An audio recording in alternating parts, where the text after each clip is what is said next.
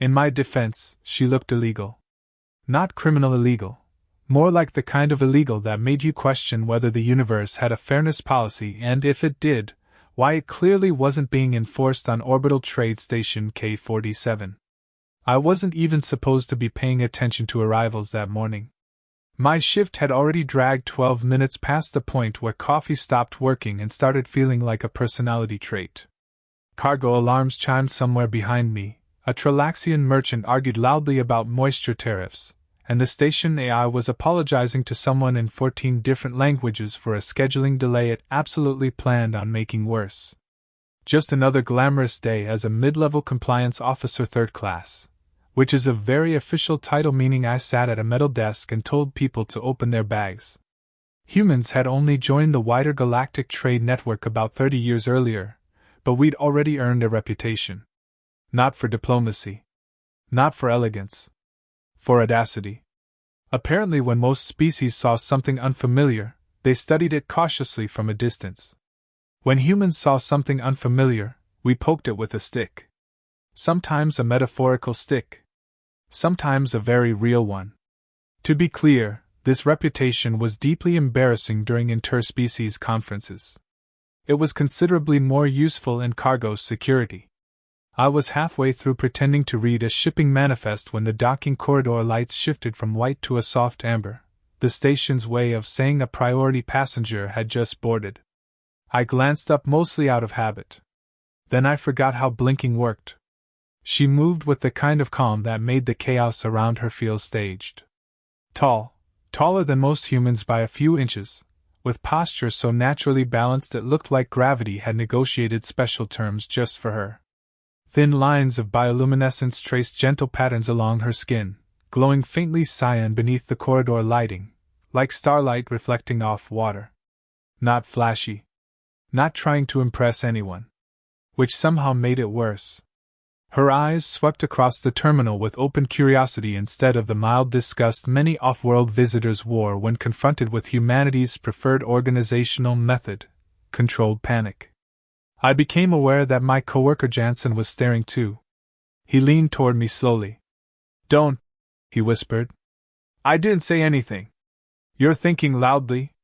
"I am not." "You absolutely are." She stepped closer to the inspection lanes, carrying a small travel case that suggested either extreme efficiency or extremely expensive luggage compression technology. Probably both. I should have looked back down at my console. I should have remembered the 15 separate training modules about professional conduct. I should have done a lot of things. Instead, I heard myself say, "Ma'am, I'm going to need to stop you for inspection." The word fell out of my mouth before my brain had time to file an objection. Jansen made a choking noise. 2 dockworkers froze mid-argument. Even the moisture tariff merchant went quiet. She turned toward me. Up close, the faint glow of those markings shifted subtly, reacting to movement, or maybe emotion. Hard to tell. Alien biology courses had mostly taught me that the answer was usually yes. Her gaze met mine, steady and unreadable. Then she smiled. Not a polite smile. Not confused. Delighted. "Oh," she said warmly. "How fortunate. I was hoping for a thorough welcome." Well, that was not the response I'd prepared for. "Just standard procedure," I replied, attempting the deep, confident voice I used whenever I had no idea what I was doing. Jansen muttered, "You just invented that procedure." I ignored him with the focus of a man committed to his mistakes. She stepped into the inspection zone without hesitation and placed her travel case on the counter. "I am ready to comply." Something about the way she said comply made my brain briefly reboot. I tapped my console, intending to open a generic screening form and end this before my career dissolved completely. Instead, my finger slipped. Or fate intervened. Or the universe decided I needed character development. The inspection logged. A soft chime echoed overhead. Then the station AI spoke in its calm, infuriatingly cheerful voice. "Inspection request acknowledged. Binding proximity protocol initiated in accordance with Earth Administrative Statute 17B." My stomach dropped. No. No, no, no. 17B was the technicality everyone joked about during training, the one nobody had actually triggered in years. Once a discretionary inspection began, both inspector and subject were legally required to remain within authorized distance until processing concluded. The rule existed because, decades ago, someone had inspected a diplomat and then wandered off for noodles. Diplomatic incidents had followed. Paperwork had multiplied. Humanity had responded the only way it knew how. By writing a longer rule. I cleared my throat. AI, estimated completion time? Current processing backlog places your appointment at approximately 72 hours. The terminal went silent. Then Jansen whispered, with deep reverence. Legend. Cancel inspection, I said quickly. I'm sorry, the AI replied. Cancellation requires supervisory approval and a 14-hour review window. 14 hours. I looked back at her slowly. She did not look alarmed. If anything, her smile widened just slightly. Is something wrong? She asked. No, I lied. Minor scheduling quirk. How delightful, she said. Extended inspections suggest diligence. Your species takes security very seriously. Behind me, someone snorted. I leaned closer to my console and lowered my voice. This may take a few days. Her glowing markings brightened a fraction. Wonderful, she said. I enjoy thorough humans. There are moments in life when you can pinpoint the exact second things spiral beyond recovery. For me, it was right then, standing under flickering dock lights, legally tethered to the most captivating being I'd ever seen, while my coworkers tried and failed not to applaud. I had attempted a casual flirt. Instead, I had accidentally scheduled a 3-day courtship supervised by a bureaucratic machine that ran on delays and human regret. And the worst part? As she looked at me with open curiosity, not a trace of annoyance anywhere in her expression, I realized I wasn't entirely upset about it. The first thing I learned about being legally bound to an alien for 72 hours was that the station had absolutely not been designed with this scenario in mind. The second thing I learned was that personal space becomes a myth very quickly when the administrative office assigned to you is roughly the size of an enthusiastic closet. There's only one chair, I said, staring at the tiny room like it might apologize. She examined it thoughtfully, the faint glow along her arms shifting toward a softer violet. I do not require one, she said. Yeah, but I do. Humans collapse dramatically when unsupported. I would find that educational. I pulled the chair toward her. Guest privilege. She tilted her head, clearly cataloging the gesture like it was a data point. You surrender comfort to establish trust, she observed. Or I'm trying not to look like a jerk, I said. Is there a difference? Not in most performance reviews. The climate unit rattled overhead and then emitted a breath of air that was somehow both too warm and too cold. She glanced up. Is the station malfunctioning? No, I said. That's actually one of our better units. She absorbed that in silence. The silence, unfortunately, lasted just long enough for awareness to creep in, awareness of how close we were standing, how the small room amplified every tiny movement, how her luminous markings cast faint reflections across the metal desk. I turned toward my console with exaggerated focus. All right, I said briskly. Beginning inspection protocol. What does it involve? Extremely official things. Such as? Looking at your luggage with authority. She clasped her hands behind her back, posture straight. I am prepared. I scanned her travel case. Then I scanned it again. Then a third time, just in case professionalism was cumulative. She watched patiently before asking. Are you expecting it to confess? It's a pressure tactic. I admire the strategy. I cleared my throat. Any weapons? Only my natural ones. I froze halfway through typing. I'm going to need you to elaborate in a way that is significantly less distracting. She smiled faintly. My species possesses enhanced reflexes and above-average muscular density. Great, I muttered. Love that for me. Should I demonstrate? Please don't. She leaned slightly closer, lowering her voice as if sharing a secret. Are you always this brave when selecting mates? The word hit my brain like a dropped wrench. That's not what this is. On my world, she continued calmly, direct approaches signal confidence. This was not a direct approach. This was administrative enthusiasm. Of course. The way she said it suggested she did not believe me for a second. Outside the office window, Jansen walked past slowly, made eye contact with me, and very clearly gave a thumbs up. I considered filing a complaint for emotional sabotage. So, she said, looking around, we remain here until the process concludes? More or less. I find the arrangement agreeable. You do? I wish to observe humans more closely.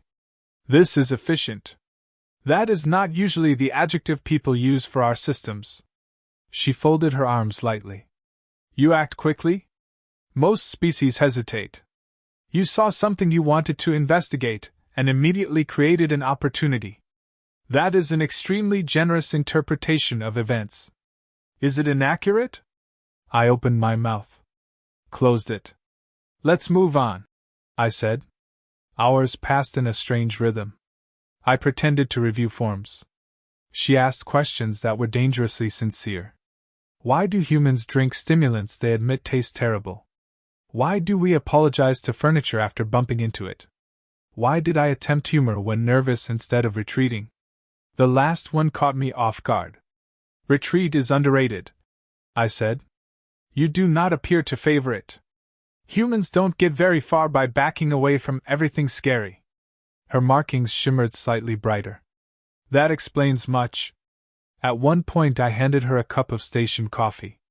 She took a cautious sip, paused, then looked at me with what I can only describe as respectful horror.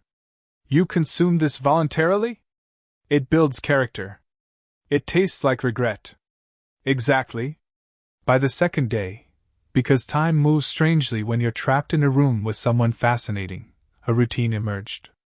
I checked imaginary updates. She observed passing station traffic through the narrow window. We traded quiet jokes. Comfort crept in without asking permission. The worst part? My coworkers noticed. A maintenance tech wandered past and whispered, "How's the romantic detention going?" "It's not romantic," I hissed. Inside the office, she called, "Are you in distress?" "Yes," I said flatly. Later, the station AI chimed overhead. "Reminder, supervisory audit possible within 12 hours. I groaned. She looked intrigued. "Someone will evaluate your performance?" "Yes, and they tend to enjoy ruining my day." "Then we must ensure you appear competent." The way she said we did something unsettling to my chest. A few minutes later she added, almost casually, "If questioned, I will confirm your diligence." "You'd do that?" "You have treated me with respect," she said simply. "Reciprocity is logical." Something warm settled behind my ribs. We fell into an easy silence after that, the comfortable kind, not the awkward one. At some point our shoulders brushed as we both reached for the console. Neither of us moved away immediately. She laughed softly at something on my screen, a very old human meme the system used as a loading icon. "You disguise waiting with humor," she said. "If we didn't laugh, we'd start screaming." A practical philosophy. A group of dock workers passed by, openly staring now.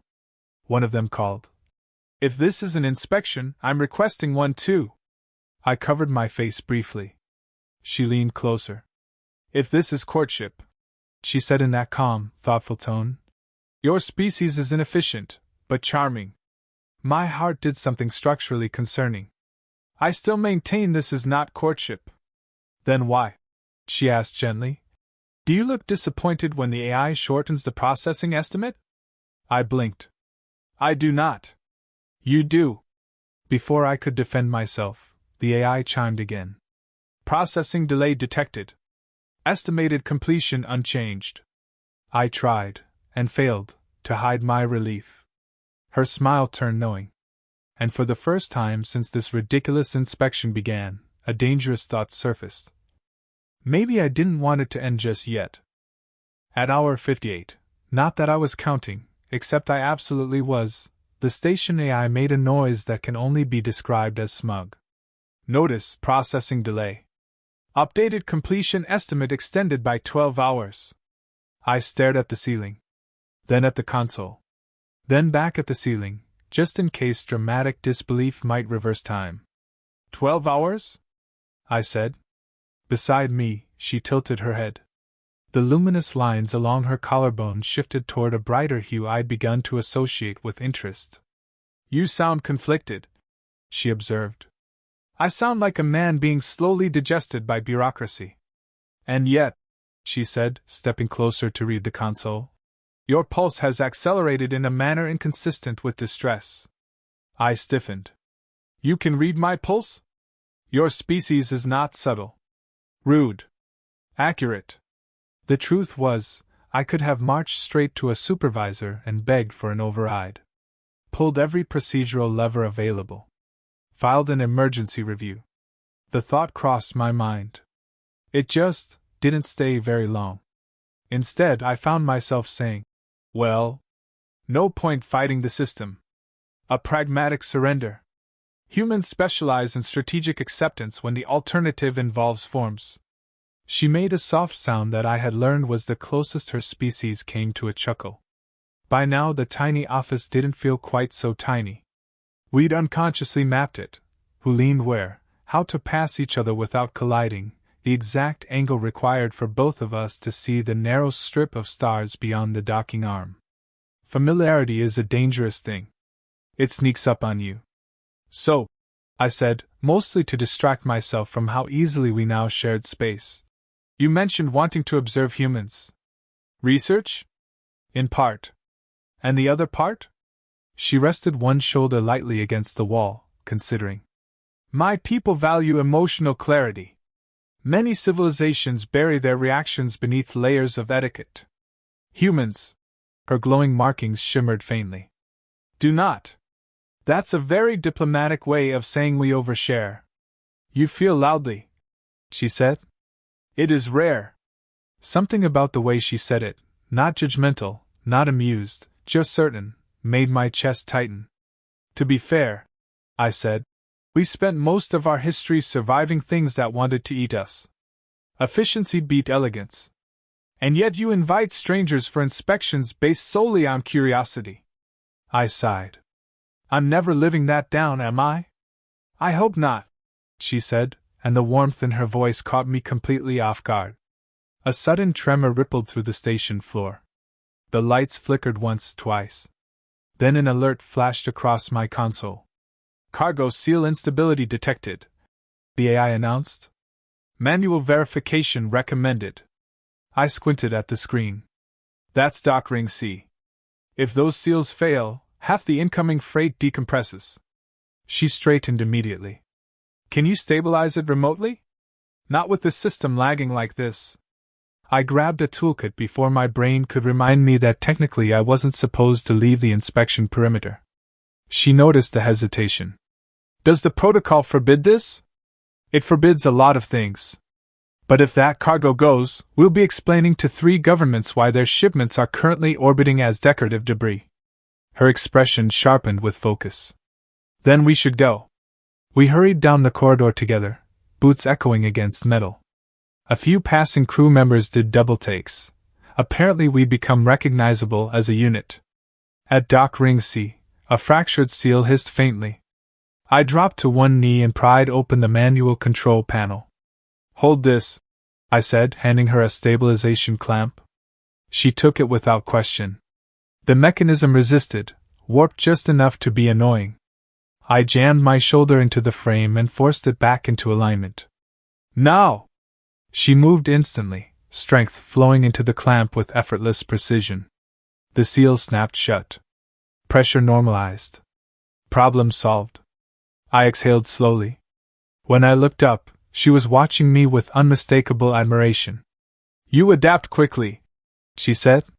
Humans are excellent at improvising when expensive mistakes are seconds away. Your physical resilience is impressive. Years of lifting things we were told not to lift. Her gaze lingered a moment longer than strictly necessary. Respect, I realized, was a surprisingly powerful accelerant. We walked back more slowly. At the observation window near our office, the station rotated just enough to reveal a vast sweep of stars, sharp, cold, endless. She stopped. So many lights, she murmured. Hard to believe each one is somewhere, I said. Does it frighten you? The scale? It used to, I admitted. Now it mostly reminds me how lucky we are to be here at all. She studied my face like she was committing it to memory. You carry wonder without paralysis. Another uncommon trait. The silence that followed wasn't empty. It was full. I became intensely aware of how close we stood, shoulders nearly touching, reflections mingling faintly in the glass. There's something I should probably tell you, I said. She turned slightly. Yes? The words hovered right there. The inspection was an excuse. I just wanted to talk to you. But before they could escape, doubt crept in. What if it ruined this strange, fragile ease? She drew a quiet breath, and for a fleeting second it looked like she might speak too. Instead, footsteps thundered down the corridor. My supervisor rounded the corner, tablet already in hand and suspicion practically radiating off him. There you are, he barked. I've been reviewing this inspection log. I straightened automatically. Sir? He looked from me to her and back again. Care to explain why a discretionary inspection has lasted nearly 3 days? My mouth opened. Closed. Then she stepped forward, calm, luminous, entirely unbothered. The officer has demonstrated exemplary diligence, she said smoothly. His evaluations are precise, his conduct respectful. I feel exceptionally secure under his authority. I stared at her. My supervisor blinked twice, thrown off balance by the flawless endorsement. Well, he muttered, scrolling his tablet. Hard to argue with the subject. He gave me one last narrowing look before stalking off. When he disappeared, I let out a breath I hadn't realized I was holding. You didn't have to do that, I said. You are my inspector, she replied lightly. It is logical to support you. The simplicity of it hit harder than it should have. We stood there another moment before she spoke again, softer now. When the inspection ends, her glowing markings dimmed to a gentle twilight shade. Will you still wish to spend time with me? The question slipped past every defense I had. And in that instant, I understood something terrifying. Somewhere between the paperwork and the coffee that tasted like regret, this had stopped being pretend. I did not answer her right away. Not because I didn't know the answer. That part had become painfully obvious sometime between stabilizing a cargo sealed together and discovering she laughed at my terrible jokes. But because some questions feel bigger when spoken aloud. Like once the words exist in the air, everything changes shape around them. Fortunately for my rapidly overheating brain, the station AI chose that exact moment to interrupt. Final processing phase initiated.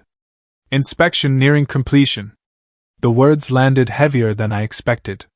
For 3 days I had complained about delays, cursed the system, considered creative sabotage, and now that the end was actually approaching, a strange resistance curled quietly in my chest. She watched my expression with that unnerving perceptiveness. You are unhappy, she said gently. I am professionally conflicted. You are a poor liar. I prefer the term selectively truthful. Her lips curved. There was no dramatic build-up when I finally said it.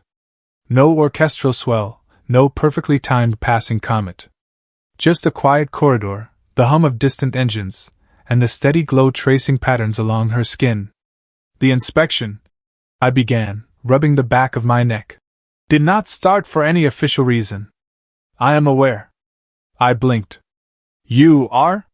Her markings shimmered faintly, like light across calm water. My species detects stress microsignals, changes in respiration, skin temperature, pupil dilation. When you stopped me, you exhibited all the indicators of acute nervousness paired with anticipatory excitement. So you knew I made it up? Immediately. I stared at her, equal parts relieved and mortified. And you still agreed? Of course. Why? She stepped a little closer, voice warm but steady. Because humans fascinate the galaxy. That was not the answer I expected. You act, she continued. Where others analyze endlessly, you leap. Sometimes unwisely, but often wonderfully. Boldness is rare among starfaring cultures.